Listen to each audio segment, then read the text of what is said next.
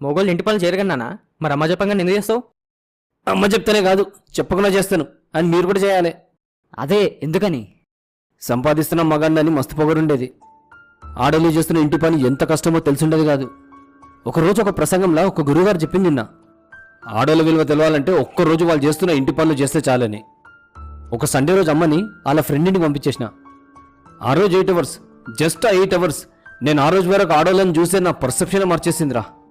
ఇల్లు ఊడడం, వంట, kitchen cleaning, బట్టలు వాషింగ్ మిషన్లో వేయడం, తీయడం, ఆరేయడం, తీసుకొచ్చి మడత పెట్టడం. ఓరి నాయనో, ఆడోళ్ళు ఎట్లా మేనేజ్ చేస్తారో కానీ చాలా కష్టం రా. ఇంకా ఆ రోజు నుంచి నాతో ఎంతైతే అంత అమ్మకి ఇంటి పనులలో హెల్ప్ చేస్తుంటా.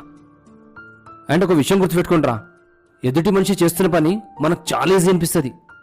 ఒకవేళ వాళ్ళ రియల్ కష్టం తెలుసుకోవాలంటే ఒక్కసారి వాళ్ళ చెప్పులు దొరకని నడవాలని పెద్దలు అంటుంటారు.